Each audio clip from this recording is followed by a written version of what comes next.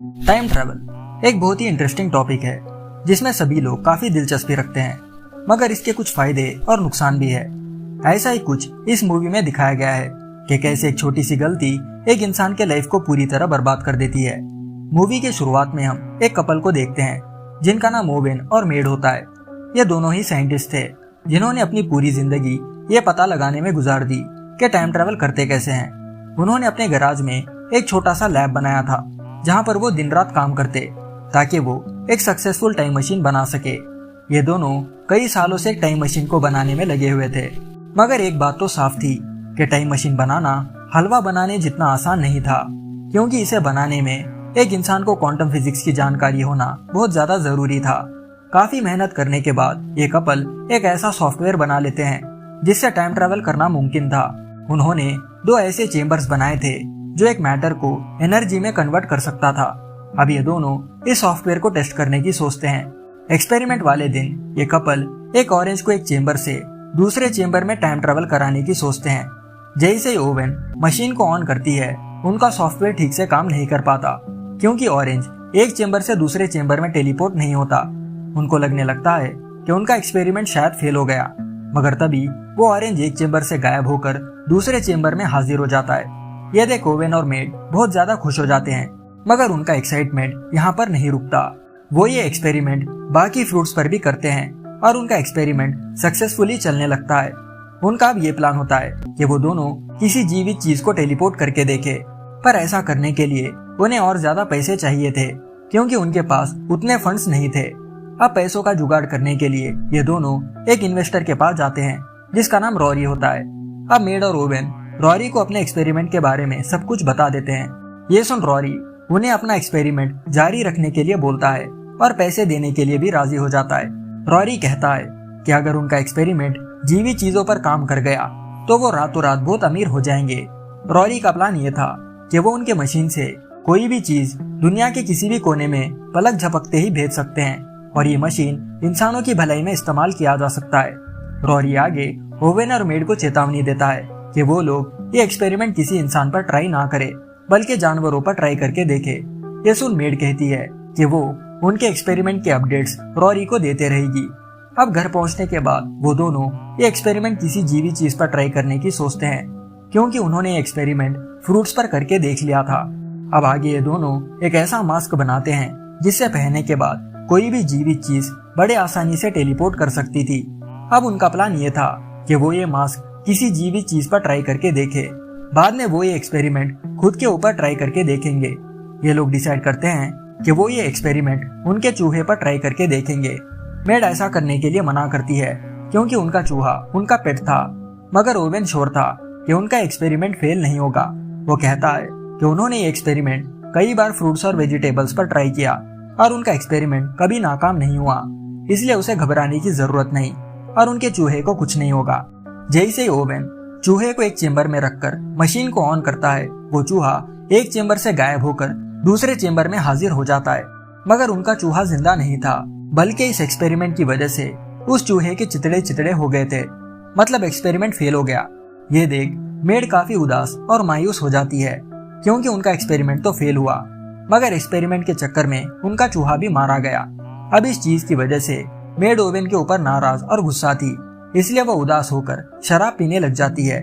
नशे में होने के कारण वो ये एक्सपेरिमेंट खुद के ऊपर ट्राई करने की सोचती है, मगर एक्सपेरिमेंट शुरू करने से पहले वो अपने सॉफ्टवेयर में एक स्पेशल फीचर को ऑन कर देती है ताकि एक्सपेरिमेंट के दौरान कोई भी गड़बड़ी ना हो। उसने ये फीचर इसलिए एक्टिवेट किया क्योंकि अगर वो गलती से पास्ट या फ्यूचर में चली गई तो ये सॉफ्टवेयर उसे वापस प्रेजेंट में ले आएगा। अब मेड उस स्पेशल मास्क को पहन लेती है और मशीन को चालू कर देती है। मेड ये देखकर शॉक हो जाती है कि उसका एक्सपेरिमेंट कामयाब हो गया, क्योंकि वो अपने आप को रेगिस्तान के बीचों बीच देखती है। कुछ समय बाद वो अपने टाइमलाइन में वापस आ जाती है और ओवेन को सारी बात बता देती है। वो ओवेन से कहती है कि उसने सॉफ्टवेयर में फ्यूचर की डेट डाली थी जिससे वो फ्यूचर में चली गई, मगर दिल ही दिल में उसे ऐसा महसूस हुआ कि कुछ तो गड़बड़ है। ये सुन ओवेन मशीन की जांच करने की सोचता है। अब ओवेन उसी स्पॉट पर जाता है जहाँ मेड टाइम ट्रैवल करने के बाद प्रकट हुई। वो वहाँ के मिट्टी का सैंपल ले लेता है, पर तभी मेड की तरह दिखने वाली एक औरत आकर ओवेन पर हमला कर देती है और उसे मारने की कोशिश करती है। ओवेन खुद को बचाने के चक्कर में उस मेड के बहरूपिये को ढकेल देता है, जिसके कारण उसे चोट लग जाती है और वो मारी जाती है।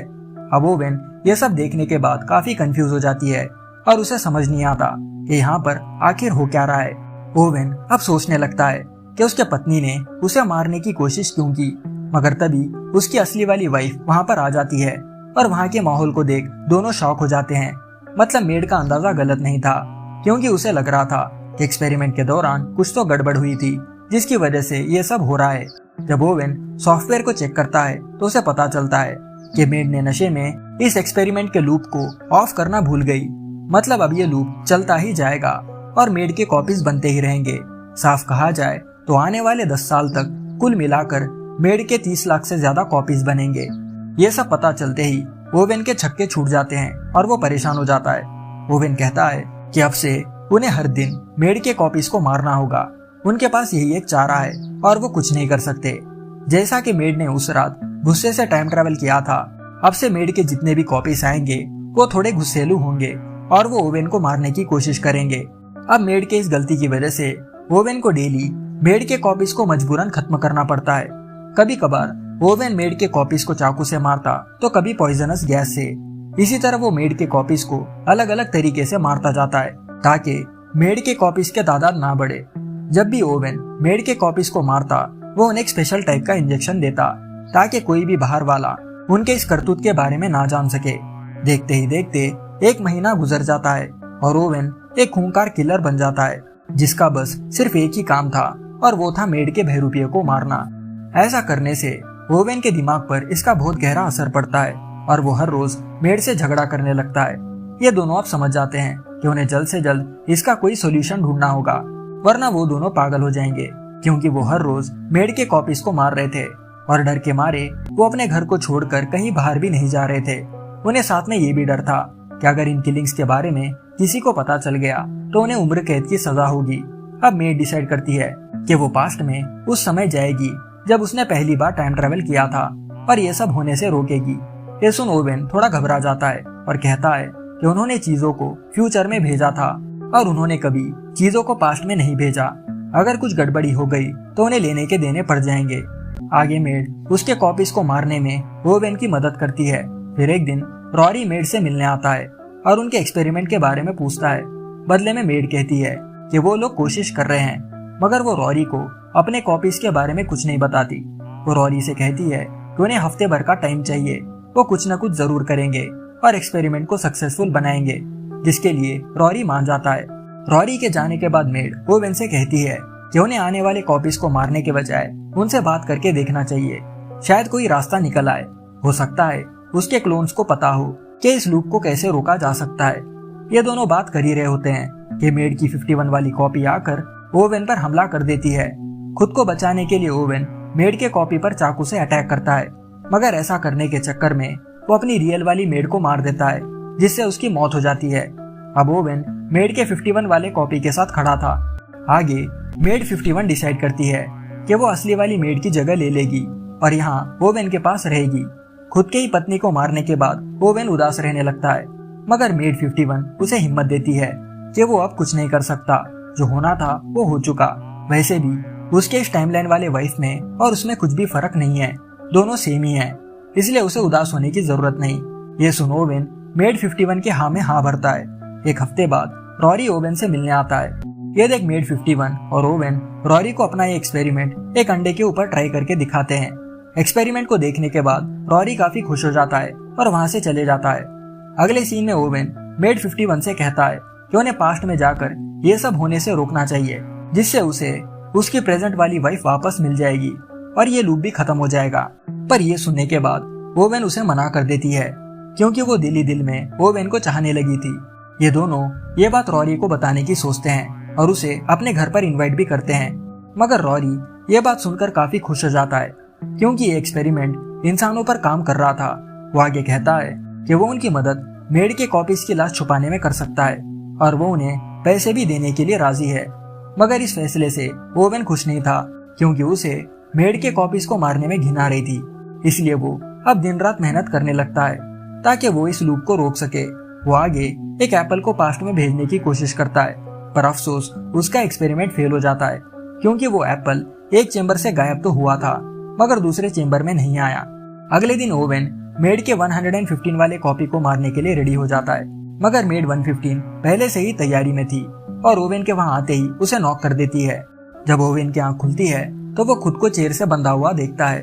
उसे एहसास होता है कि मेड 115 ने उसे लगभग एक हफ्ते तक बेहोशी के हालत में रखा। अब अगले सीन में फ्यूचर से कई सारे मेड के कॉपीज प्रेजेंट टाइमलाइन में आने लगती है और मेड 115 उनकी लीडर बन जाती है।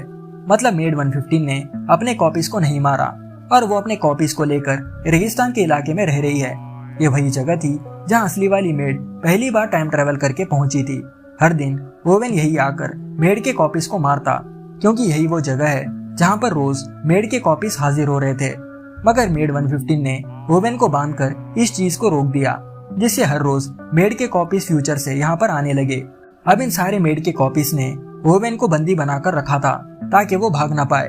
अब देखते ही देखते इन सारे कॉपीज के आपस में ही झगड़े होने लगते हैं, क्योंकि वो सभी ओवेन के साथ रहना चाहते थे। फिर एक रात मेड की एक कॉपी चुपके से आधी रात को ओवेन से मिलने जाती है और उसे ऐसा करता मेड 115 देख लेती है। गुस्से में आकर मेड 115 उसे वही खत्म कर देती है। जब मेड 115 अपने कॉपी को दफना रही होती है तो मेड 51 दूर से देखकर खुद पर घिन महसूस करने लगती है। वो आगे ओवेन के पास जाकर उसे आजाद करती है और रोरी के घर ले जाती है। अब यहाँ पर मेड 51 बताने लगती है कि ओवेन ने जो एक्सपेरिमेंट एप्पल के ऊपर किया था वो दरअसल सक्सेसफुल था, क्योंकि वो एप्पल एक चेंबर से गायब होकर बाहर गार्डन में गिरा और उसने ये बात ओवेन से छुपाई थी। अब ओवेन अपना मास्क पहन लेता है और पास्ट के उस समय में चले जाता है जब मेड ने पहली बार टाइम ट्रैवल किया था। मगर तभी उसे एहसास होता है कि वो पास्ट में नहीं बल्कि फ्यूचर में पहुंच गया। उसके आगे एक वैन होती है। जब वो अंदर जाता है तो मेड 115 पहले से ही वहां पर उसका वेट कर रही होती है। यहाँ पर मेड 115 बताती है कि मेड 51 पहले से ही उसके साथ मिली हुई थी और यह सारा प्लान उनका ही था। जब उसे पता चला कि ओवेन ने पास्ट में जाने का रास्ता ढूंढ निकाला है, वो खुद पास्ट में चली गई और वहां मौजूद सभी मेड के कॉपीज को बताया कि ओवेन कैसे बड़े बेरहमी से उन्हें मार रहा है। इसलिए जितने भी मेड के कॉपीज प्रेजेंट टाइमलाइन में आ रहे थे वो सभी ओवेन को मारना चाहते थे। तभी ओवेन मेड 115 पर वार करता है, मगर मेड 115 उल्टा उसे ही घायल कर देती है। देखते ही देखते ओवेन वहां से गायब होकर एक दूसरे टाइमलाइन में पहुंच जाता है, वो भी फ्यूचर में, जहां पर पहले से ही मेड के बहुत सारे कॉपीज ओवेन का इंतजार कर रहे थे ताकि वो लोग उसे मार सके।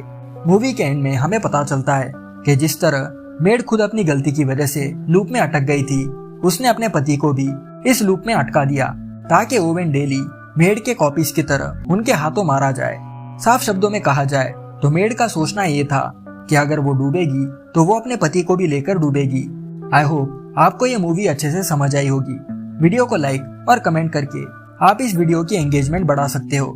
नए व्यूवर से रिक्वेस्ट है कि आप हमारे चैनल के दूसरे वीडियो जरूर देखें और अगर आपको कंटेंट पसंद आता है तो सब्सक्राइब करना ना भूले। आज के लिए बस इतना ही दोस्तों, मिलते हैं अगले वीडियो में। Thanks for watching and have a great day.